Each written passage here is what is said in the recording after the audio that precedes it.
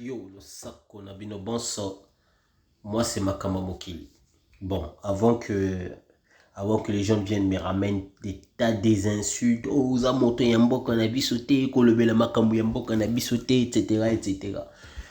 Vous parlez de Makambouya France, vous êtes des Français. Vous parlez de Makambouya Amérique, vous êtes des Américains. Bref, c'est juste un message de réflexion en fait, j'allais dire. Par contre, j'ai pas aimé les insultes de Bokechu ou Ayambo. Franchement, je suis désolé, hein. Je suis vraiment désolé pour ceux qui aiment Bokechu ou Ayambo. Bokechu, écoutez, na ebité Bokechu, message oyo, na ebité so yoka yoka nan message nanga avant oya ofinga ngai, yoka nan message nanga kinosuka. Oyebi, c'est bien beau d'insulter Kofi. Eza malamu, tochana lingala.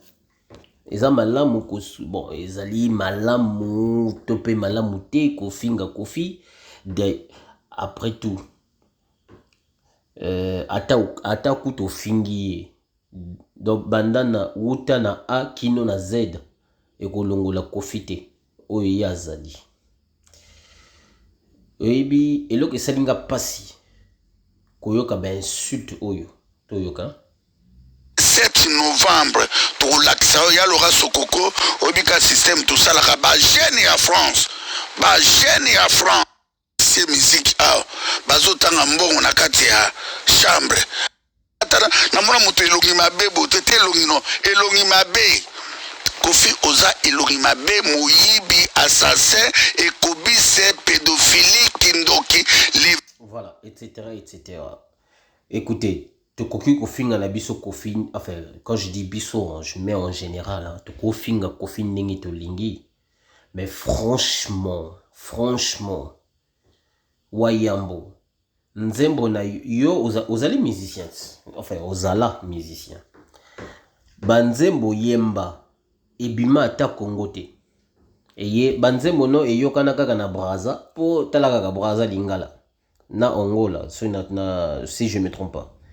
Banzembo na yo ebima penza RDCT ekenda ti na ba Amerika, na ba Australia, Asie, machin pour na ba yeba que non, il y a une grande star na RDC. Donc ozali eloko côté liboso ya Kofi. Oyebi Kofi avant finga pe Kofi mitala pe na gitala talat. Mitala yo mona gitala tala. Sokoza kitoko, soki poza kitoko te. Ok, ozo bunde la mboka, c'est bien. C'est bien beau, ozo bunde la mboka, oza na raison na yo, ya ko revendiquer autant de morts. Je suis d'accord avec toi à 100%. Là, franchement, na rolongola zéro pourcentage na katité. Mais là, je ne suis pas d'accord avec toi. Et si kanazali d'accord, ok na yote, ezali esika oyo ozali kofinga Kofi, ma finga moko na ninga ko sakanati. Ndenge balbaka na le poteau, comme un peu de respect, ça fait du bien. Parce que Kofi n'est pas n'importe qui. Attention, grâce à Kofi, bayebi RDC quand même, tous allez honnête. Grâce à Banzembo ya Kofi, bayebi RDC, ozolo baneyaze, azonga, mboka na sera, sogin Léonol, wana sogin wana. Soyons quand même honnête. Ce gars zonga qui kuna kasi mboka wana mdem to nga oyeba nezali nga oye RDC nga oyeba na te. Franchement, wapi dignité ya Kofi. Mabe na ye, malgré mabe na ye. Mais grâce na ye, mboka na bino yebani, grâce na ye, mboka na bino ezana ba succès. Grâce ya Kofi. Batebele ba tosaka mboka na bino grâce à musique. Tous allez honnête quand même à un moment. De là insulter Kofi comme ça, na ban, azana bana. Hein? Azana bana, na kolobate kazana mwana, azana bana. Bana na yibi, ozo, donc ozo finga ye bongo, imagine toi ba finga yo. Moi si na yo ate ya yo te, je pense. Non, pas ce genre des insultes quand même. Ok. Sala biloko na yo ndenge salaka, mais à un moment il faut savoir comment le faire.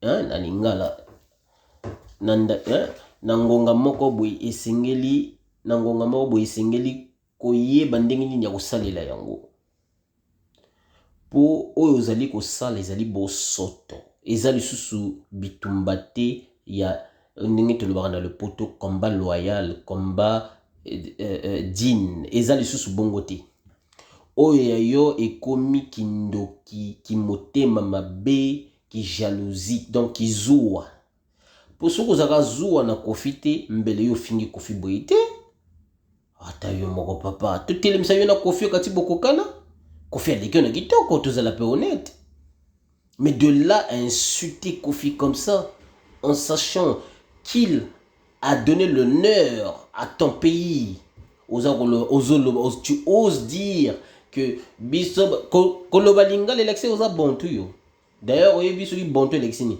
Kofi aza muntu ti bon moi je ne comprends pas pourquoi vous dites tout le temps vous avez bontu élection nango kaka des humains mondela azali pe muntu po mondela na lingala moto mondela azali moto na kikongo muntu donc on est na singulier au pluriel balobaka bantu ba français wana ba mindele nde ba yo donc ba yokela lingala mabe ba yokela kikongo mabe ba sosola ba lokota bandinga ya bisote ya batu ya diatotila yango wana omona baloba bantu au lieu de bantu balobaka bantu et non bantu wana ezali mal prononcé eza momoko mal prononcé na le côté mindele bakomi kokosa biso ono eza prononcé na français non c'est parce qu'ils savaient pas prononcer le mot bantu et bantu c'est pour ça qu'ils disaient bantu bopesa mindele kombo la pour preuve bakoka koloba mbemba te pona batanga mbemba il faut baloba mbemba eza tina mote pona batanga Mbappé bakoka koloba Mbappé te il faut baloba Mbappé eza na sens mote pourquoi prononcer la première lettre ensuite la prononciation le phonétique du mot ça n'a aucun sens alors tout est lié donc baza na notion ya makota na biso te baza na notion ya bandinga na biso te la raison pour laquelle yango wana yano yango lo yano le yango nde basosola lingala te olobaka ete ozali mongala ok bolingi kopesa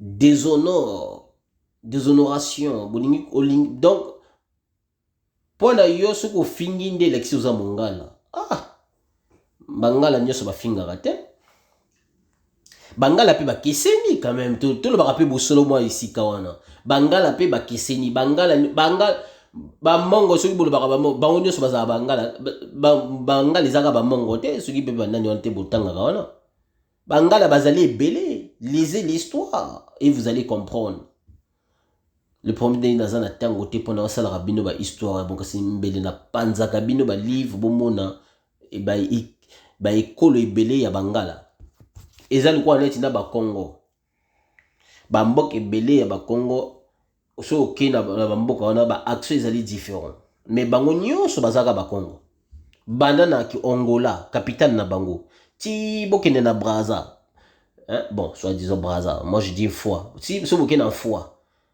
bon longo na fois bobandi kokende ti na Pointe Noire bomona donc kikongo neza kochanger et comment bakomi kobenga kilari ki machin boke yoga kibembe donc kibembe kivili boyo o senti que non kikongo eza kobima na kati mais déformé et comment lango nani mususu donc s'il vous plaît d'ailleurs je te dis s'il vous plaît en fait s'il te plaît Wayambo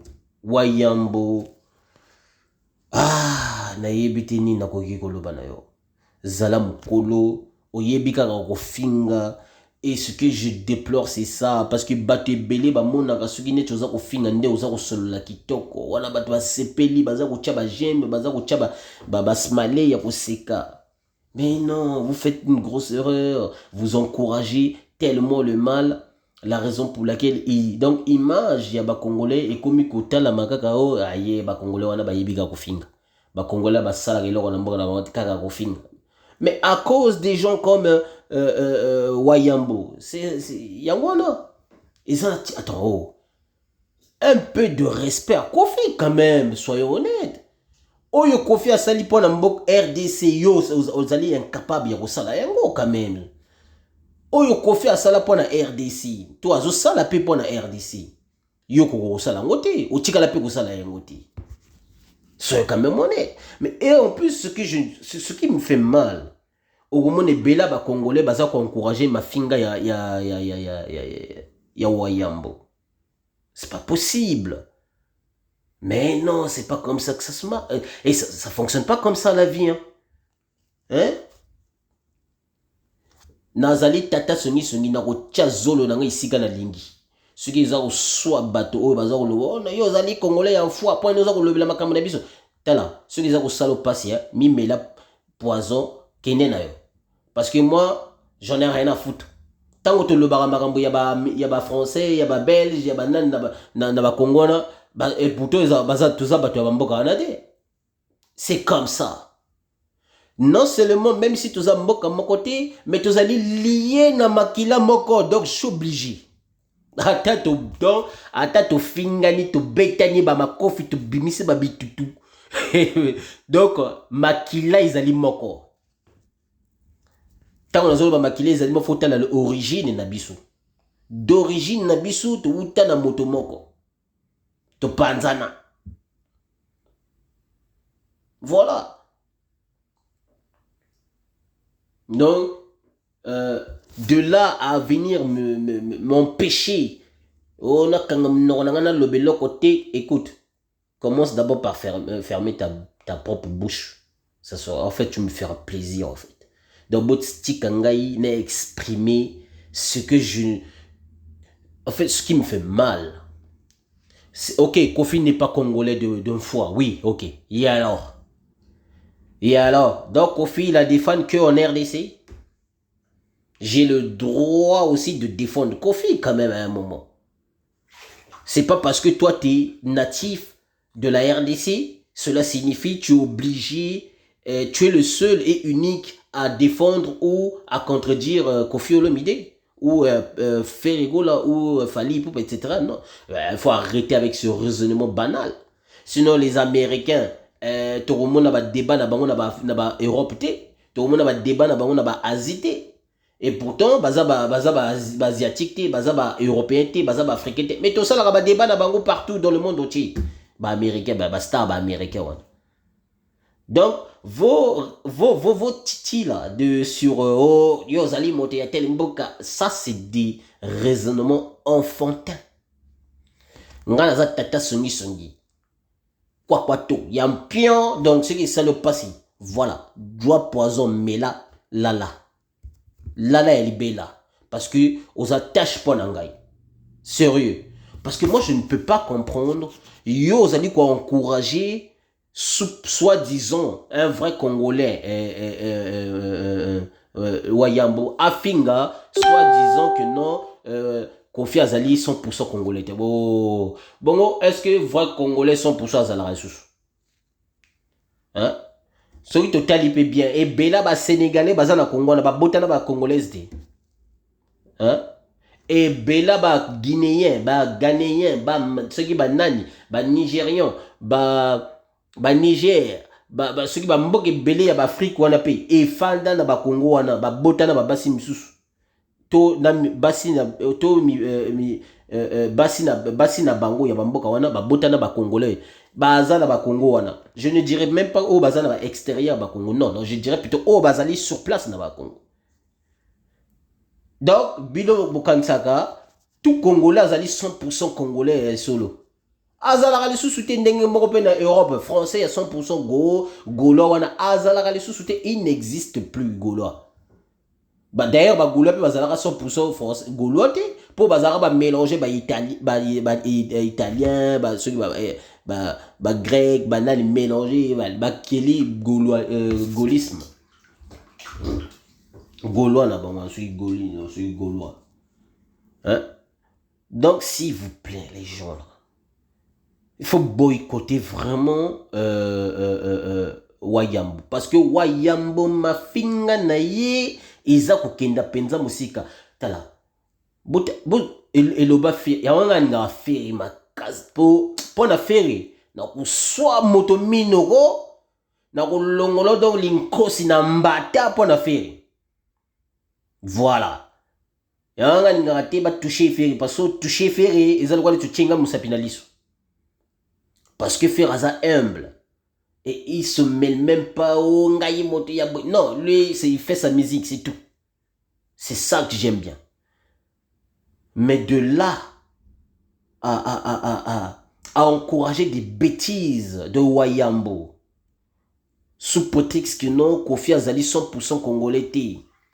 Mais il faut que 100% congolais pour nous lingambo.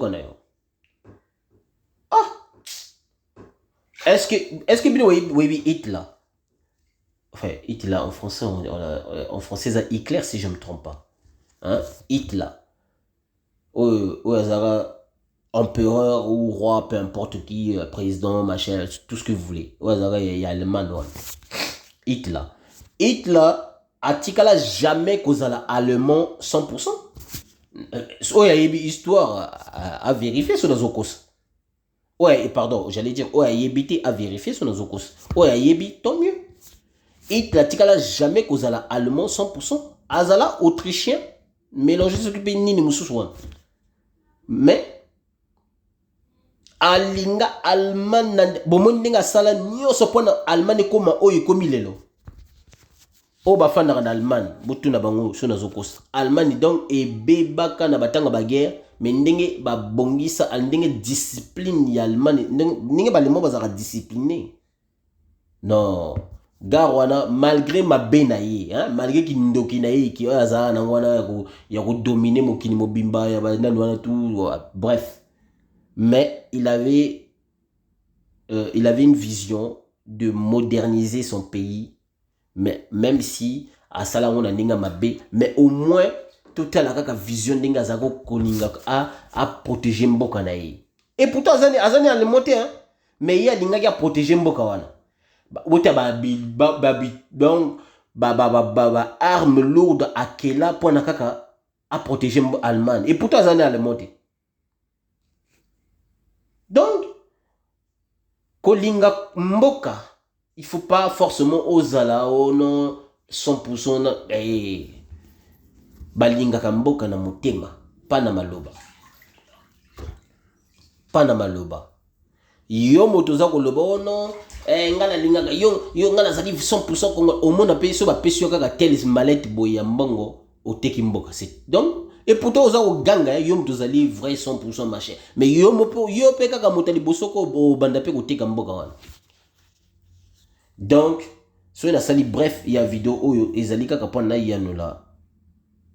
Wayambo ozali impoli moko eza ko lakisa ete baboti na yo babota yo malamu te bateya yo malamu te po ozali impoli tango oza kofinga pe kofi yeba pe moto oza kofinga soki aza mwana moke to mokolo même ata kuta azaki mwana moke yeba pe ndenge lolenge ndenge nini ya kofinga moto na devant liboso ya kamera kofi aza mwana moke te kofi aza mokolo aza na bana aza pe na bakoko kofinga ye boye penza liboso ya caméra non en plus asala honneur ya mboka na yo oyo yo ozali incapable ya kosala pe ozala incapable ya kosala eloko nini yo osala po na mboka na yo osala eloko malonga te osala ba succès kaka ya local c'est tout.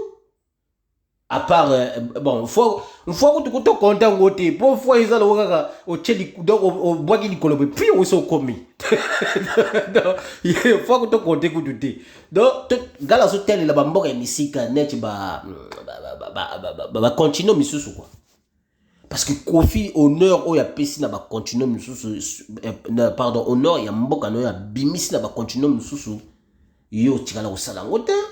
Un peu de respect par rapport à l'honneur ou à la paix quand même.